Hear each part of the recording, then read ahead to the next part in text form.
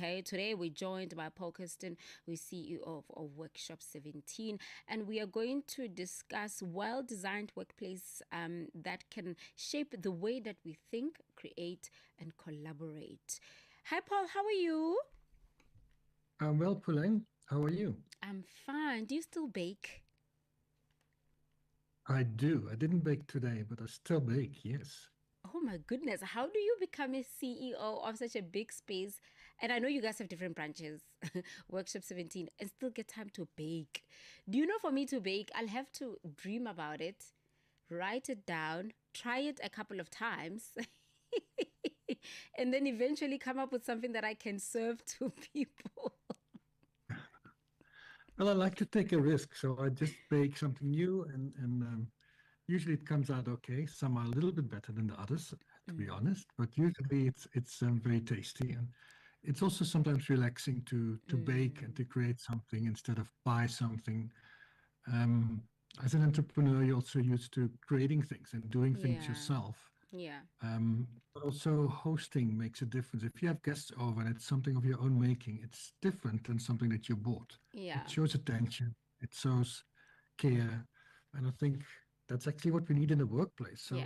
baking is not so much different than being a CEO, I think. Yeah, yeah. You really have to create.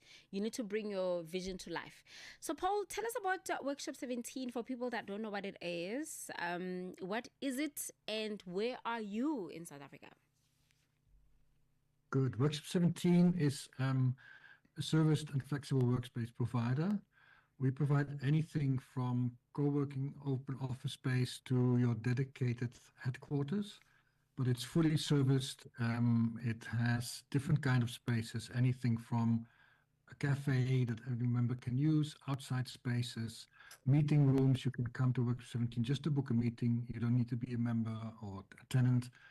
There is dedicated quiet zones, there is meeting rooms, there is event spaces, dedicated offices where you can work with a team, lounge areas where you can relax and think and reflect a little bit more, and just open areas where you meet new people.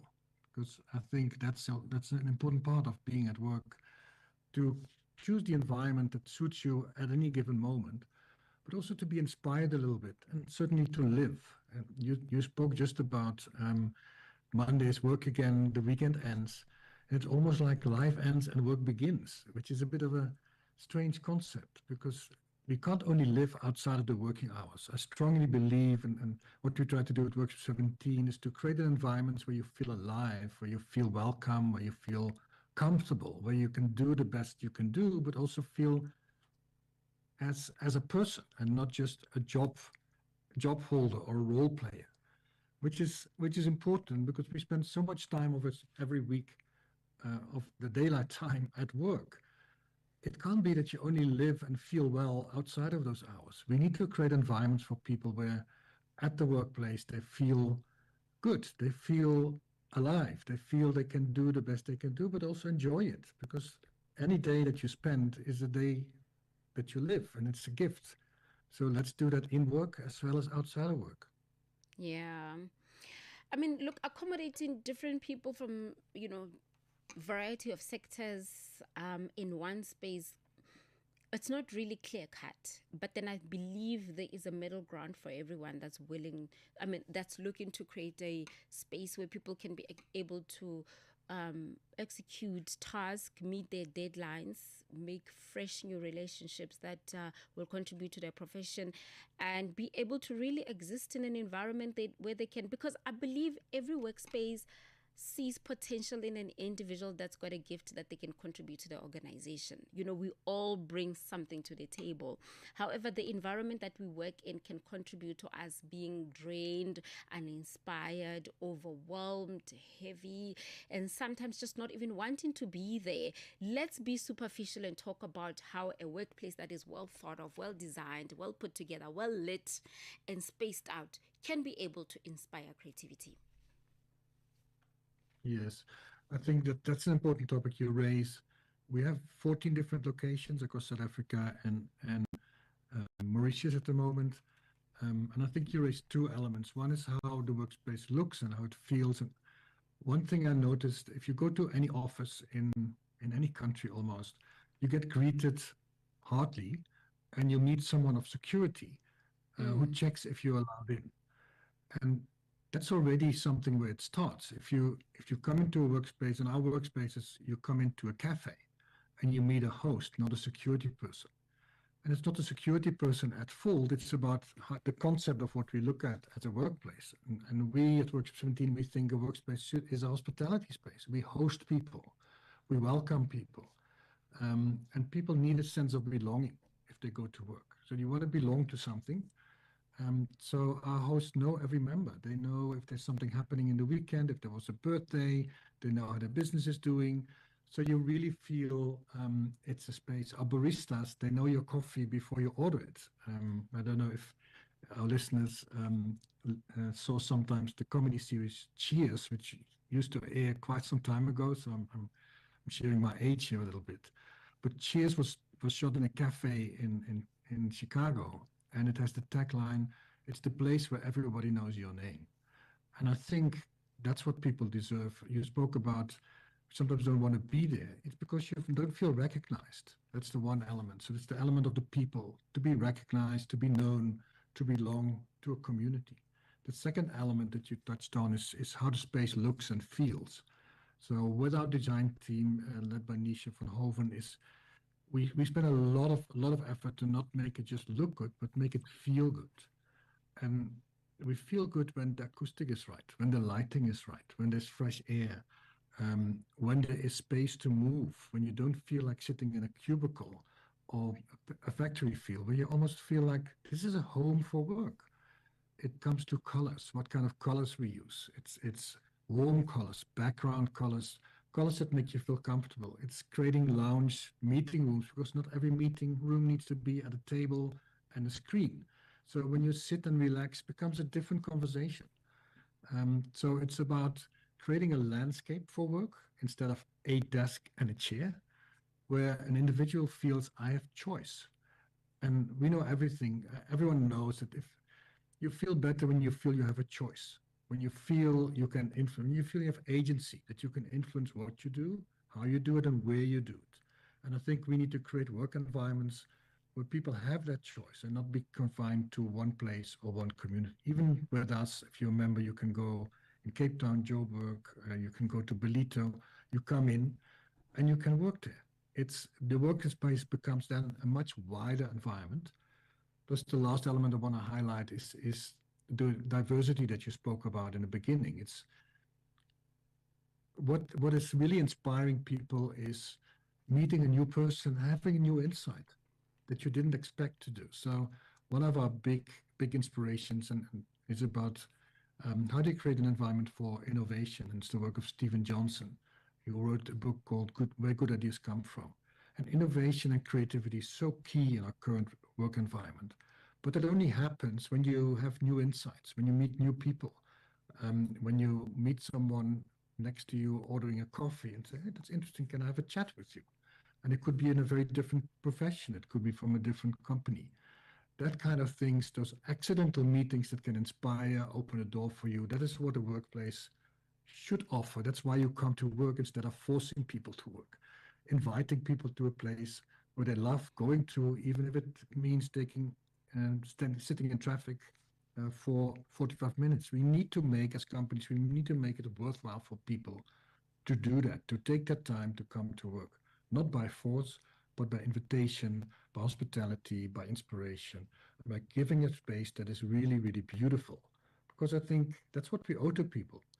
It doesn't cost a lot of money to make something beautiful. But beauty is so important because that links to respect, that links to being seen, and it links to care. And if people feel cared for, they also will care. Yeah. And Paul, I just want also, just before we conclude our chat today, I want to look at the importance of um, just considering a conducive, healthy space. Because at the end of the day, we are mothers, we are brothers, we are colorful. Apart from us delivering according to deadline, we're just people, you know. So Yeah. having spaces like Workshop 17, of course, you need to have the financial muscle to be able to work there. But how can we inspire every other employer that may not have funders and big financial muscles and connections that you have, in that you could put together Workshop 17? Because, man, if we even expand into Mauritius, it means, Paul, you got money, okay? But for offices that may not have all the money in the world, what is it within you that awakened the spirit of saying, post-COVID things were so rigid and stagnant, but pre-COVID. But post-COVID, because a lot of people that spend time at home where they felt like they belong, taking the feeling of belonging and putting it in the workplace. How can we inspire an employee, a founder of a business, someone who is running the workspace himself and have got the potential to influence how where we work looks, sounds, and feels like? Yes.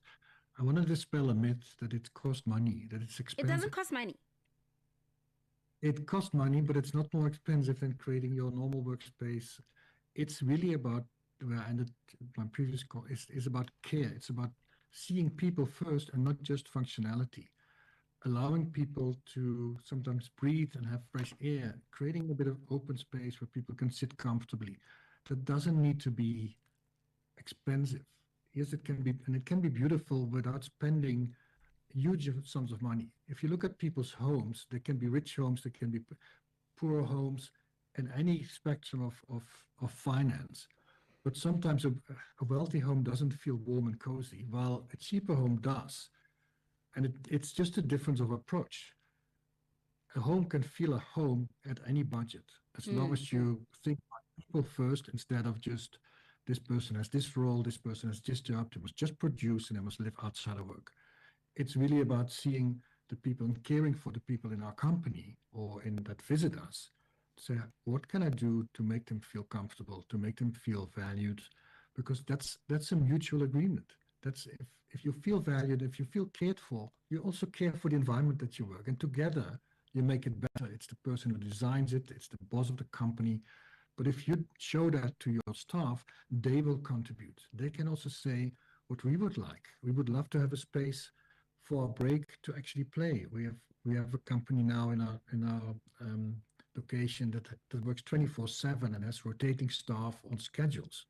There's a big open space. There's chess boards there's Scrabble boards. They can play Uno, where they can just for 15 minutes just relax, have some fun, laughter with each other. So creating some spaces for that and putting Uno or chess, it's not expensive. It's really about taking care of it, understanding that people have a break for 15 minutes or 30 minutes at the same time. They want to warm their food. How many are there? Let's put some more microwaves out so they don't have to wait their full break to have the food. It's those small things that you only think about when you really, really care. And I think that's the main thing. If you care about people, that pays off, but it's also just being human. And I think everyone deserves being fully human at work. Right. Thank you so much, Paul, for chatting to us. Miss, you and I are always in conversation. Thank you once again for chatting to us today on First Class Africa. All the best. Enjoy your Sunday. And if you do get inspired to bake sometime today, give me a call. I love a good pastry, baked goods. Yeah, last time I made a cheesecake, so let's see what comes next time. Ne? Let me know. Thank you, Paul. Thank you for having me again, and it was a pleasure chatting to you, and hope the listeners enjoyed it. Always a pleasure.